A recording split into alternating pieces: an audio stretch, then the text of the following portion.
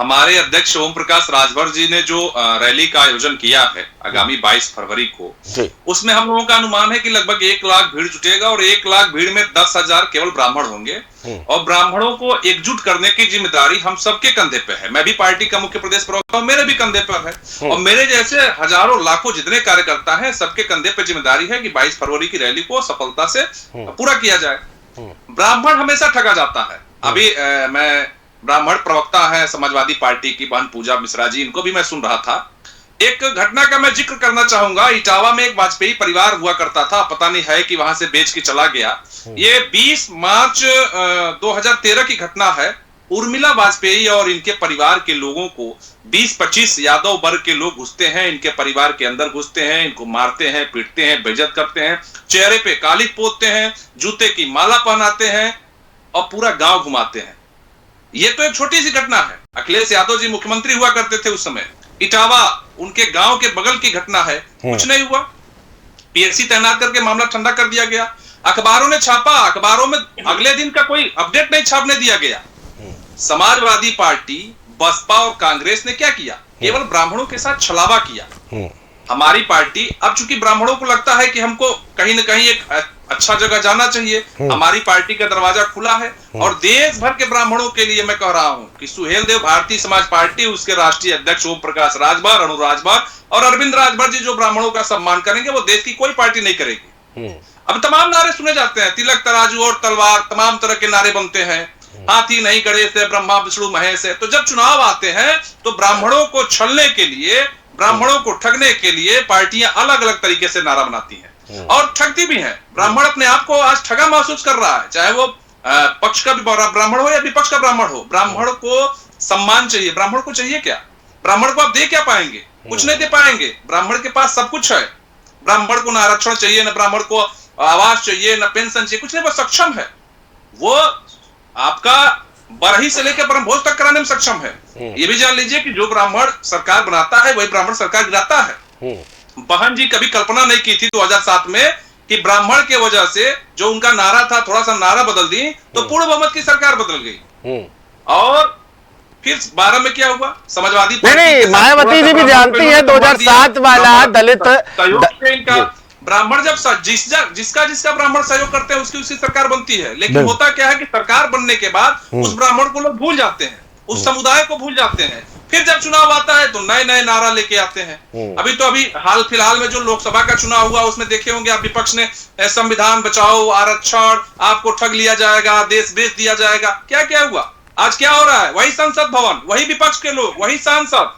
अब तो नहीं कहते ईवीएम खराब है, तब तो कह रहे थे ईवीएम से चुनाव होगा तो हम हार जाएंगे, ये हो जाएगा, वो हो जाएगा। और मैं आपको जेएमडी न्यूज पे अभी बता दूं कि 2027 के विधानसभा चुनाव में पुनः जब एनडीए की सरकार बनेगी तो यही विपक्ष के लोग कहेंगे कि नहीं ईवीएम में। जो है राजभर के पार्टी के प्रवक्ता महोदय को सुना, वो कह रहे थे कि ब्राह्मणों का बड़ा सम्मान करते हैं। अब मुक्तेश्वरानंद सरस्वती जी महाराज जी के साथ में जब बदतमीजी की उत्तर प्रदेश की पुलिस ने माघ मेले के दौरान में, तो फिर राजभर जी के बड़े इस पर जी राजभर जी ने कहा कि साधु बिना स्नान किए कैसे रह सकता है। और ये भी कहा था कि जो है तंज कस रहे थे वो। हाँ, जितनी बार उनसे बाइट ली जाए तो उतनी बार वो तंज कस रहे थे। उनकी जो प्रवृत्ति हो रखी हुई है। वो कहते हैं अब Mukteshwaranand Saraswati ji political party join कर ली। फिर उसके बाद में वो कहते हैं कि जो है ये पूजा पाठ पर ध्यान दे, ये यहाँ पर क्यों परेशान हो रहे हैं। तो जब जो है इनके राष्ट्रीय अध्यक्ष ज्योतिष पीठ के शंकराचार्य स्वामी अभु मुक्तेश्वरानंद सरस्वती जी के लिए इस तरीके के वक्तव्य का इस्तेमाल करते हैं और ये कह रहे हैं कि हम ब्राह्मणों का सम्मान कर रहे होते हैं, बटुकों की शिखा खींची जा रही थी, वो तंज कस रहे होते हैं और आप ब्राह्मणों का सम्मान कर रहे होते हैं। और कुलभूषण जी, बड़ी विडंबना वाली बात ये है कि जो है उप मुख्यमंत्री जी ने भी बटुकों को बुला करके जो है उनका सम्मान किया, भले जूते पहन करके ही किए, पर उन बटुकों को नहीं बुलाया जिनकी शिखाएं खींची गई। ये तो वही बात हो गई ना कि हम अमर जी को थप्पड़ मार दे, उसके बाद में फिर आप सारे पैनल लोगों को बुला बुला करके सम्मान करें। अमर जी को थप्पड़ मारो, उसको कंपेंसेट कर रहे हैं। यही उम्मीद राजभर जी करने जा रहे हैं।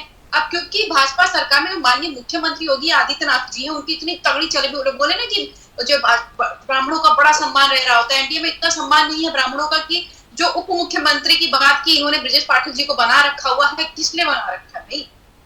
जब आपको उनको अधिकार ही नहीं देना है। कानपुर का देखा था हमने, डीएम और सीएमओ के बीच में जब लड़ाई होती है ना तो सीएमओ को निष्कासित कर देते हैं क्योंकि सीएमओ जो है सीएमओ के साथ में ब्रजेश पाठक खड़े होते हैं, पर डीएम को रखे रहते हैं, क्योंकि उनके साथ में माननीय मुख्यमंत्री योगी आदित्यनाथ खड़े रहते हैं। जब एक ही चीज में दो लोगों का इन्वॉल्वमेंट है, दो जो है पीक पे बैठे हुए अधिकारियों का, तो एक अधिकारी निलंबित हो जाएगा, दूसरा अधिकारी बैठा रहेगा। क्यों? क्योंकि एक अधिकारी के साथ में ब्रजेश पाठक है, दूसरे अधिकारी के साथ में कौन है?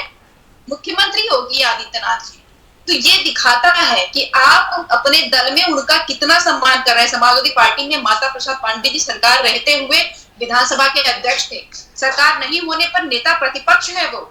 ये सम्मान होता है, उनको अधिकार दिया जाता है। ऐसा नहीं होता कि एक महीने जब बीत गए हुए हैं तब ये लोग जागृत हो रहे हैं, और जागृत इस कदर हो रहे हैं कि जिनका अपमान किया गया उनसे वार्तालाप नहीं करना है, उनसे माफी नहीं मांगनी है। इनको क्या करना है? अलग प्रोपेगेंडा क्रिएट करना। हम इतने लोगों को बुला रहे हैं, सम्मान कर दे रहे हैं। अगर कुलभूषण जी, हमने जिसको थप्पड़ मारा, जिसका अपमान किया हुआ है, उसको छोड़ करके बाकी लोगों से माफी मांगने से कम हो जाता है। और माननीय मुख्यमंत्री जी कहते हैं पाप लगेगा।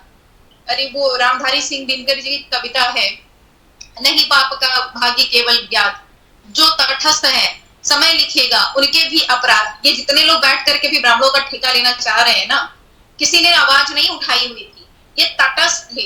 जब समय इनके अपराध नोट डाउन कर लिया है, एक ही महीने में इनको पता चल गया है कि समय जो है अब हमारे भी अपराध लिख रहा है। जब इनके अपराध लिख लिया है तब इनको लग रहा है कि डैमेज कंट्रोल करना है। तब भी इतना दम भरा हुआ है, इतने दम भी हो रखे हुए हैं कि अभी मुक्तेश्वर सरस्वती से जाकर के कोई भी जो है बैठाना नहीं चाह रहा संवाद, उनके पास नहीं जाना चाह रहे ना, उनके बटुकों के या कुछ 14-15 साल के। और भूषण जी बहुत गंदा विषय था, बहुत गंदा है। पुलिस प्रशासन ने, मुझे लगता है अगर कोई सामने से देखा रहेगा वो बर्दाश्त नहीं कर पाएगा, या प्रत्यक्षदर्शी को कोई बताएगा बर्दाश्त नहीं कर पाएगा। आपको लग रहा होगा डॉक्टर पूजा मिश्रा प्रवक्ता है समाजवादी पार्टी की इसलिए कह रहे नहीं, डॉक्टर पूजा मिश्रा प्रवक्ता नहीं तो समाजवादी पार्टी तब भी ये बात कह रही होती। पुलिस प्रशासन चाह रहा था, वो प्रयास कर रहा था कि धक्का मुक्की में जो उनके बटुकों को खींच रहा हूँ तो कहीं एल्बो लग जाए जो है शंकराचार्य जी को, किसी तरीके से डिसबैलेंस हो जाए, वो गिर जाए, उनका अपमान हो जाए।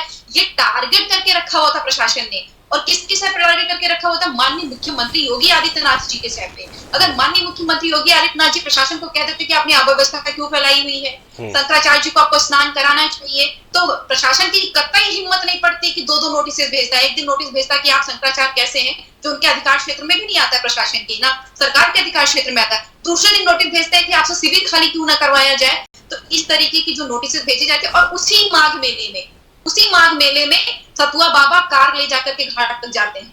वहां पर सतुआ बाबा बुलडोजर चला रहे होते हैं, उनका फोटो शूट चल रहा होता है, और उनके वक्तव्य निकल करके आ रहे होते हैं कि जो सामने आएगा उसको कुचल दिया जाएगा। तो ये कौन सी ऐसी व्यवस्था बना रहे थे? आप व्यवस्था नहीं बना रहे थे, आपकी मंशा ये थी कि नहीं, आपको बटुकों का अपमान करना। आप इतने जो होता नहीं है, नाश मनुष्य पर छाता है तो पहले विवेक मर जाता है। तो माननीय मुख्यमंत्री योगी आदित्यनाथ जी का विवेक मर चुका है, और उनके विवेक मरने की वजह से पूरे उत्तर प्रदेश की जनता को परेशानी हो रही है, और समाज को, ब्राह्मण समाज को जिस तरीके से अपमानित करने का कार्य उन्होंने किया हुआ है, ये गलत फहमी में है कि हम ये कर लेंगे तो वो आ जाएंगे, वो जाएंगे कहाँ पे। नहीं, सवाल बिल्कुल आपका एग्जाम्पल आपने बड़ा अच्छा दिया कि दिल अगर जिसका दुखाया है, अपमान जिस व्यक्ति का किया है, इंसानियत के नाते उसी से माफी मांगनी चाहिए। धर्म वर्म तो बाद में आता है।